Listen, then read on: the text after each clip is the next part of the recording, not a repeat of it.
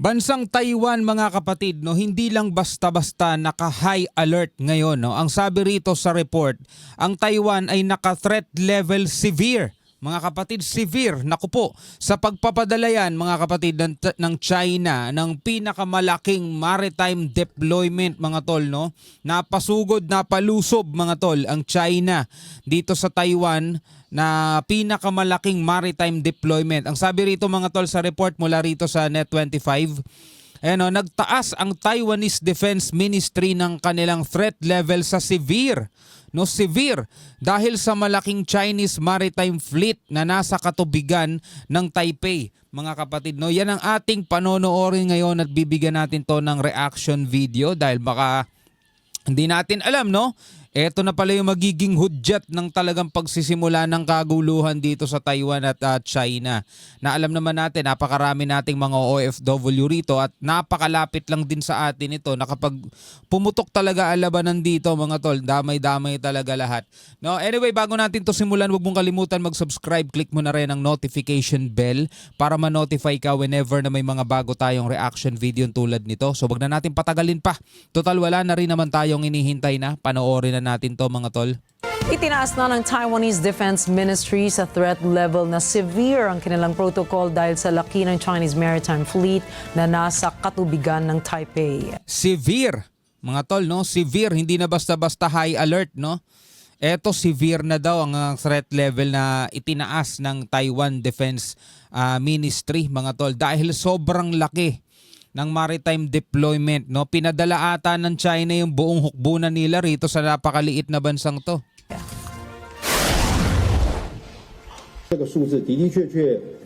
This number was indeed very alarming.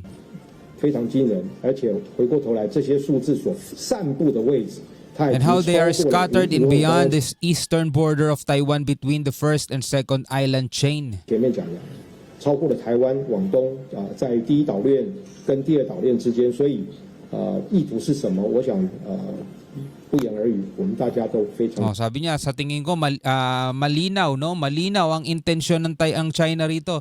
Alam niyo mga tol, isa lang naman talaga intensyon ng China rito eh. Ayaw ng China nung sumabak sa gera. Yun lang ang napapansin natin sa kanila. Yun lang ang nababasa natin sa kanila. Ayaw nilang pumutok itong gera, mga tol. Itong China ang tinutukoy ko. Ayaw nila yon. Ang intention nila, mga tol, takutin ng husto itong Taiwan to the point na sumuko na sa kanila at ibigay na sa kanila kung ano yung hinihingi nila sa Taiwan. Ayon kay Defense Ministry spokesperson Sun Lifang, ito na ang pinakamalaking puwersa ng mga barkong pinadala ng Beijing sa halos 3 dekada na maihahambing sa lagi ng fleet na ipinadala noong Chinese War Games na isinagawa bago ang 1996 Taiwanese election. Grabe, no? Grabe. Ganon na sila katagal mga tol, sinisindak ng China. 3 dekada. Ito na daw yung pinakamalaki sa loob ng 3 dekada. Balikan natin, balikan ulit natin. Pinadala ng Beijing sa halos 3 dekada na maihahambing sa lagi ng fleet na ipinadala noong Chinese War Games na isinagawa bago ang 1996 Taiwanese election. Ayan sa halos 3 dekada mga tol. No, ito na daw ang pinakamalaking puwersa na pinadala ng China, no, dito sa Taiwan.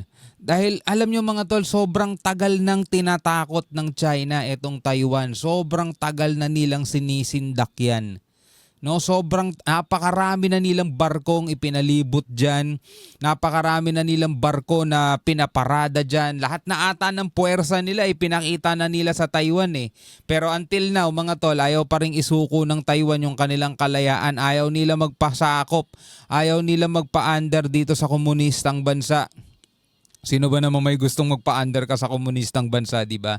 Alam niyo mga tol, sobrang tagal na binabantaan ng China itong Taiwan, pero umaasa pa rin ang China na darating ang panahon, matatakot din tong Taiwan at isusuko din sa kanila yung kalayaan nila, no?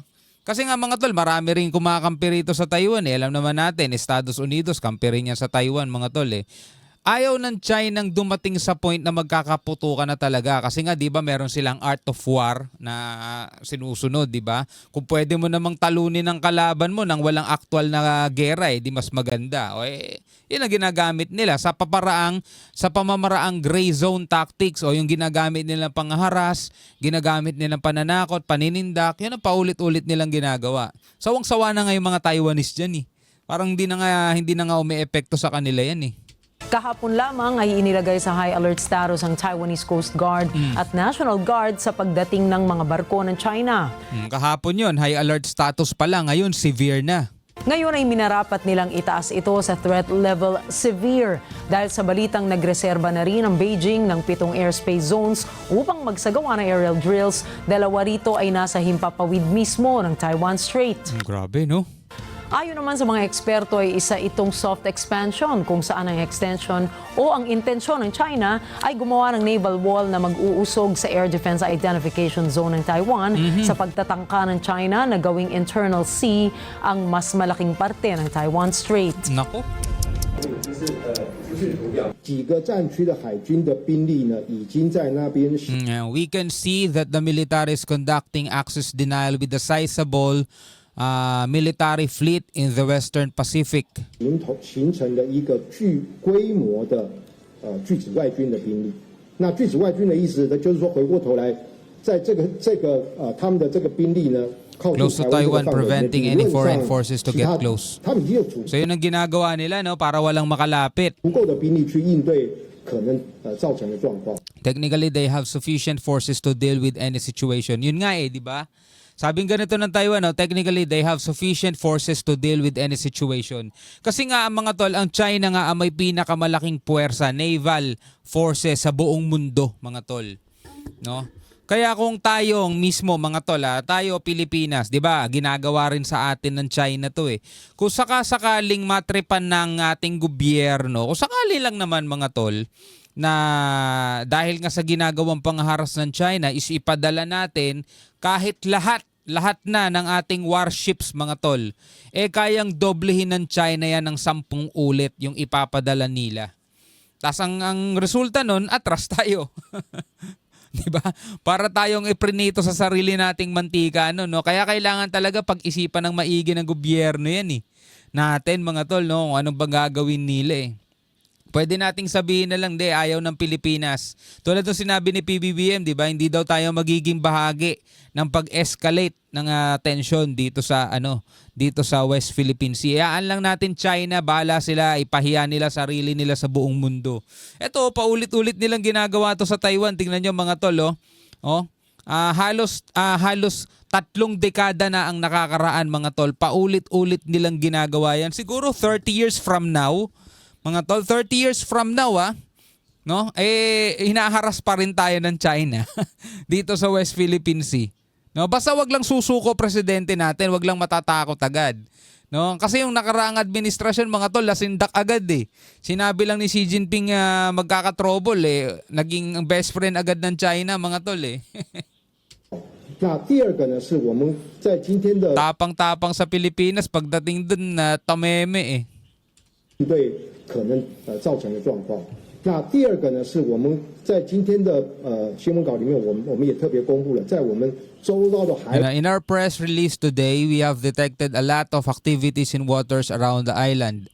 海军跟海警的舰船变多了，而且特别这些舰船，它就在我们从昨天开始，在我 These 们 ships 东 have 部 been 海 lingering near us since yesterday, December 9. 域甚至于在东南这个附近。如果各位比较容易的去看 If you 到 looked at 这 the 个 map, 图的 you 话， would 你可 see 能会 that 很 there 容易 is a 看到， wall 在我们 at 的 the 东 eastern 面有 side. 到解放军海军的墙，在比较远的第一 Taiwan's 岛 Air 链 Defense 太平洋的地 Identification 区 Zone and 在 another 我 wall 们东 further 面，换句话 out 说， in 就 the 在我们的 Pacific. 防空识别区， So talagang pinapalibutan na sila, no? 再有一道墙。那这两道所形成的，就是把我们他想要传递的讯息非常简单，台海内水化。 So yun ang gustong mangyari ng China. Yung Taiwan Strait, mga tol, yung Taiwan Strait is maging internal waters na ng China. No, ayun sabi they are sending a simple message with these 2 walls. No, trying to make the Taiwan 传递的讯 Strait 息非常简单， an internal sea and the matter of Taiwan Strait is of People's Liberation Army is of China's. 内统化， bitin pa. 所以这个事情，台海的议题由中国人民解放军、中华人民共和国他们来处理。 Ang deployment ng China ay nakatuon sa pagsasagawa ng major military exercise sa tinatawag na First Island Chain, ang parte ng karagatan kung saan kinasasaklawan din ang EEZ ng Japan, Taiwan, Pilipinas at Borneo. Parte ito ng teritoryo ng 10-dash line na inaangkin ng Beijing. Pero ibutik naman yung epekto nila. Ay no. First Island Chain, tas eto. Sa ngayon ay wala pang inaanunsyo ang Beijing ukol sa kanilang deployment. 到目前为止，我们并没 Dela 有 will still haven't seen any announcement from China or PLA, People's Liberation Army, regarding 所以它都是在一个常态性的训练的这个状态之 Drills, 下， therefore, 但是在 it is 常 still 态性的 regular 训练状 training. 态之下，它可以动用 But 了 using a 这么大 large 规 number 模 of 的 troops 兵 for 力， regular 在 drills 这 in 样 such an 大的 extended 区域 area 范 like 围 this. 来做 Mukhang iba yung paraan ng no, ng China eh. Ito hindi basta-basta drill lang 'to eh. Pero mo padala mo yung buong puwersa mo, yung buong napakalaking puwersa mo. Baka sa umpisa kunyari training lang o kaya drills lang no, biglang aatake ng walang pasabi katulad ng ginawa ng ginawa ng Russia sa Ukraine. 这样子的这个训练，我想 Kaya nagtaas sila ng severe alert eh. 值得我们关注的。 I think we need to not just closely monitor whether the military trainings will turn into war. Oh, you know. 有训 I think we need to not just closely monitor whether the military trainings will turn into war. No? Hindi lang basta-basta dapat minomonitor yan. 由训转演，由演转战，而是这样的情况之下，对周遭国家可能带来的这个影响。 No? At kung ano pa daw yung pwedeng maging influence o impact nito no sa mga malalapit na bansa. Partikular mga kapatid, kung nasan tayo ngayon, no, Pilipinas. Ano magiging epekto nito sa atin? 那还有可能造成的冲击。 So kung sisimulan talaga mga kapatid, no, magsisimula ang kaguluhan dito sa ating region sa pagitan talaga ng China at Taiwan. No? At pag yan ay pumutok, ito na yung kasunod. Ito na yung sinasabi ng mga nababalitaan natin. Ito na yung next. Ito na yung susunod daw. Kasi 'di ba, nangyayari na yung mga kaguluhan dito sa Middle East. 'Di ba? Magpahanggang ngayon mga tol, 'di ba? Nangyayari yung mga kaguluhan diyan. Ito na yung susunod mga tol sa pagitan ng China at Taiwan. At ito na nga, no, nag-angat na sila ng threat level nila ng severe. Dahil nga sa napakalaking puwersa ng China na ipinadala nila dito sa Taiwan. Sobrang lakas, no? Ito daw yung pinakamalakas eh. Sa loob ng halos 3 dekada. Biro mo 3 dekada na silang sinisindak mga tol. Ano sa tingin ninyo? Oh, comment na lang kayo sa baba mga kapatid. Hanggang sa muli, ako nga pala si Shobaldi. Peace out.